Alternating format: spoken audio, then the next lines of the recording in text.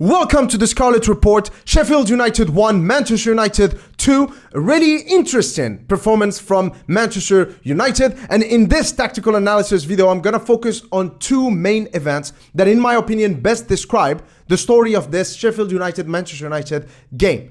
The Scott McTominay penalty and the Diogo Dalot goal. Now, without any further ado, let's analyze. Okay, so in this sequence, we're going to focus on the importance of luck and individual mistakes in modern day football. So this is the clip that happened right before Scott McTominay conceded the penalty that has allowed Sheffield United to score. And a lot of people see it as just luck. Oh, it was unlucky. It's just the ball traveling, hitting the player in his arm. And that's all there is to it. But again, I don't think that that's the only reason. That a few individual mistakes were, of course, committed in the process. And we definitely have to talk about that if we want to help the team improve and move forward. So let's start with this man right here. Bruno Fernandes, of course, Mr. Hollywood Pass, one of my favorite players, definitely a player I consider our best player at Manchester United, and a player who has been the best creator in the league and one of the best creators in Europe since he's joined Manchester United. Even his numbers at Sporting Lisbon were ridiculous. He is a high risk, high reward type of player, which generally speaking is the kind of quality that you want in a playmaker or in an attacking midfielder in general. So I'm not knocking him for that. However, I personally feel that this year, at least, I feel that the bad is outweighing the good. And I think that maybe Bruno Fernandes needs to tone it down a little bit. So let's talk about what he did here. He is one of the people responsible for us conceding that penalty. So Bruno Fernandes goes in with a long pass like this one. Okay, now here what you're going to see is that the pass comes in here. Who was the target? Okay, we have Scott McTominay and Højlund over here. But also, I don't get it. Look at this. Even if we ended up getting the ball in these areas, it's just 2v4, v5, you could say. Why would we even play a pass into this area? What benefit do we get from it? It's really unclear. But also what you have to understand, and what really angered me about this, is that this was right after we scored our goal. We're playing against Sheffield United in Sheffield. They have passionate fans. We're leading 1-0. Just calm down. Just manage the game. And we are going to score more goals because as Sheffield United are going to start coming at us, more opportunities are going to open up. And then we have the perfect players to exploit those weaknesses. But let's just buy that our time. Let's wait. Let's manage the game. And yet we didn't do that. And just like against Bayern and against Arsenal, we end up conceding immediately after having a break, immediately after scoring a goal. So immediately after this, Sheffield United find themselves in this position. And now another player is going to commit another error in less than 10 seconds. So here, Victor Lindelof, 1v1 against Mctominay. Okay, he ends up winning the ball. Great. Lindelof, I think, is highly underrated as a defender. He's very good in one-on-one situation. He's a very clean defender, doesn't really give away fouls as often as other defenders in the league. But then he does this. Look at this. What is this? Look at all the options that he has. He's got 3 options right here. Why play a pass like this? So basically what happens now is that Bruno Fernandes makes the first mistake. Lindelof wins the ball, then makes the second mistake, allowing Sheffield United to keep that momentum going. So now Sheffield United find themselves in this situation. And of course, this is where Lady Luck strikes, and that's handball, penalty for Sheffield United. Now, why is this important? Guys, I know that I may seem angry now. No, I'm not angry. This is just passion. After all, we won the game. And I know that some of you are going to be posting comments under the video saying things like, well, you know, we are never going to win the league with Bruno Fernandes. And, you know, Lindelof should be playing for Plymouth Argyle, you know, and things like that. But guys, just think about it this way. Remember what I said in the Brentford video? Like, we win as a team, we lose as a team. Every week, there is a flavor of the week. You know, today, I may be talking about Bruno Fernandes and Lindelof. Last week, it was Casemiro and Onana. Next week, it's going to be Marcus Rashford and Harry Maguire. Who knows? But that's not the point. The point is that Manchester United collectively as a team commit mistakes that end up snowballing, giving our opposition the edge. And it's a team thing. It's not an individual thing. And it's a very important aspect. Over the past few weeks, and this is the nerdy part of the video before I move on to the Dalot goal, I have to talk to you about this. Over the past few weeks, I've been reading a book called The Numbers Game.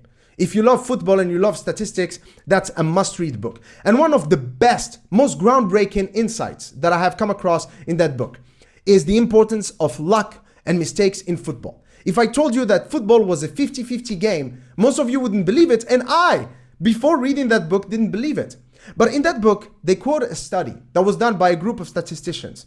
Basically what they did is that over the course of 15 years, I think it was from 2000 to 2015, they have analyzed all of the goals scored in the European top flights, England, Germany, Spain, Italy, France, including the Champions League as well, to try to analyze all of the goals that were scored. Were they scored because of the superiority of the team that scored?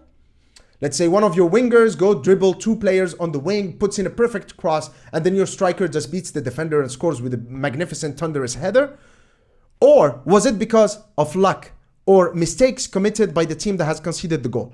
What they found was that across all of those games, all of those goals, 48%, so nearly half, were scored because of a mistake or luck happening as an event 20, 30 seconds lead into that goal being conceded. This is huge, guys. It's huge. And I think that this means that luck and mistakes are much more prominent in football than in other sports. That means that as a manager, and if you are in the data and analytics department in a club like Manchester United, you definitely have to take this in consideration. And if you asked me before to guess what would be the percentage of goals that are scored because of errors or luck, I would have said something like 10 or 15%, but I would have never in my wildest dreams think that it would be half of those goals.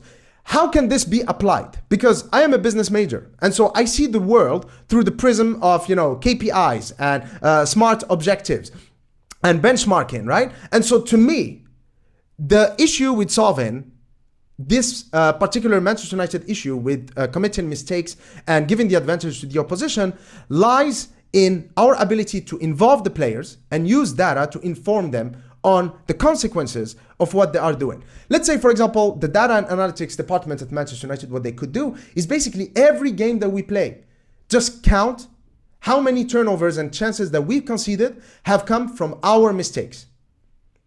And basically just analyze them, identify those mistakes, and present them in the post-match briefings. And basically involve the players in that, not as a way of judging them, as a way of shaming them by pointing the finger at them, but basically just showing them that if we are used to a 30% metric, then if we go below that or over that, then we need to have conversations. And that's extremely important because for Erik ten Hag, if that percentage is really low, that means most of our goals are not due to mistakes, then that means that his tactics are wrong, that he was tactically outclassed by the opposition. If that percentage is higher, that means we need to look at the players. Maybe the players are not understanding the instructions well. Maybe the chemistry is not right. Maybe in training there are certain elements, maybe positioning, that we need to focus on. And I think that can inform the players much better. And it can also motivate them because it counts as job enrichment, another business term. But anyway, I think that this kind of data, I'm not going to talk about it a lot because I want to move on to the next game. But I think that it's extremely insightful. And I think that this aspect of football is extremely underrated by people. This penalty right here should not have existed. The only way a team like Sheffield United could have scored against us, by the way, I did not include other footage in this video, the other saves that Onana has made, all of those chances came because of our mistakes. We have handed Sheffield United the opportunities, and that needs to stop. You cannot be a top team if you keep giving the opposition these chances to score against you. Because remember, they depend on your mistakes to score against you, as that statistician study has shown. Okay, so now let's move on to the good stuff. Now, the good stuff is, of course, the Diogo Dalot goal. And I know a lot of people are, of course, focused on the quality of the finish. That was an amazing finish from the Portuguese right back.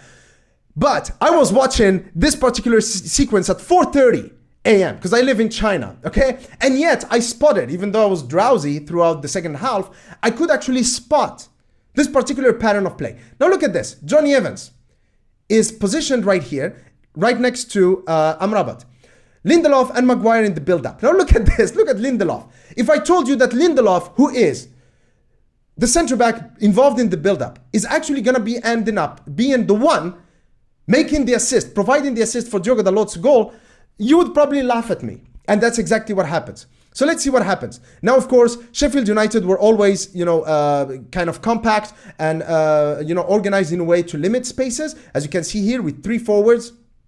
But here, what Jonny Evans does is amazing. The one more reason why I love Jonny Evans.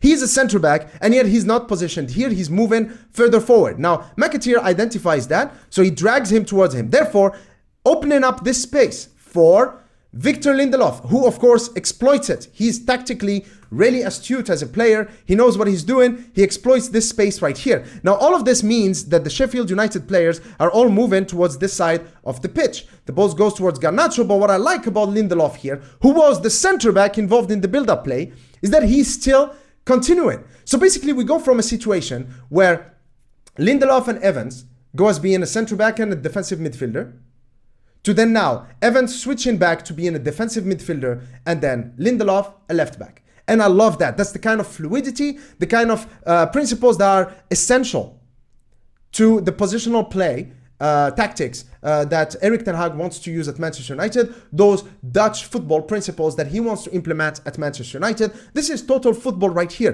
playing different roles in a 10-second sequence. So the ball goes into Amrabat. Lindelof keeps on moving, makes a run into this half space right here. Beautiful. Amrabat finds the ball. And then, of course, Lindelof, passing with Garnacho, is going to find another player who is not supposed to be here. But of course, Erik ten Hag really wants his fullbacks to go wide or go narrow, depending on how they can exploit the weaknesses in the opposition's shape. And Lindelof finds Diogo Dalot, and then, oh, ladies and gentlemen, what a goal. That was a beautiful, beautiful finish. And we all knew that Diogo Dalot is capable of providing this kind of goals. That was a beautiful goal. But again, as you saw, Lindelof and Johnny Evans made that goal happen. And that's beautiful. That's what Manchester United's football and play style could be under Erik ten Hag. That's the future. That's our potential. Okay, so before I let you go, let's talk about the man, the myth, the legend, Sir Bobby Charlton, who of course passed away yesterday. And even though I'm not 70, as you can see, Sir Bobby Charlton has been an immensely influential factor as to how I became a Manchester United fan. Back in 1997, when I was 7 years old, I used to have a lot of encyclopedias. I read a lot of comic books. So my parents really used to buy me these kind of illustrated books about pretty much everything. And one of the encyclopedias that they got me then was a football encyclopedia. And it was filled with illustrations. It talked about tactics and the evolution of tactics throughout the decades. It talked about some iconic players, iconic teams like the 1954 Hungarian team, the Magyars, and one of those teams was, of course, the Busby Babes. And it talked a lot about Sir Matt Busby and how he was building a team that was focused on youth and on being brave. He was a pioneer, a trailblazer, and he built one of the most exciting teams in Europe at the time, probably the only team that could have challenged Di Stefano's Real Madrid at that time, who were the most dominating team in the world. And yet, one day on their way back from a European tie, the Munich disaster happens. Their plane crashes. More than half of the passengers, including football players, died. Most famously, the great prodigy Duncan Edwards. But Sir Bobby Charlton, who was, of course, on that plane and who survived, ended up being one of the stars of the team that has won the Champions League 10 years later, in 1968, against Eusebio's Benfica. They were a tough team. Eusebio was the best player in the world at that time. And that was just, in my opinion, an amazing arc, an amazing story, and an amazing human experience. And when I read that, I was like, that's it. This is it. This is my team. This is my team. And my identification with Manchester United was not about picking a team, a player, a play style, or results. At the foremost of it, I am a Manchester United fan because I'm in love with Manchester United, the idea. Manchester United, the story. And Sir Bobby Charlton, of course, was part of that story. And one of the reasons why I am positive in my videos is actually because of that. Because that story has taught me that when you are associated with Manchester United, it doesn't matter how bad things get, eventually Manchester United come through. And that's just a beautiful, beautiful, beautiful message. Just a beautiful and wonderful story. And with this, I just want to thank Sir Bobby Charlton for everything that you've done for the club. And I want to extend my condolences to his family and to the extended Manchester United family. Cheers.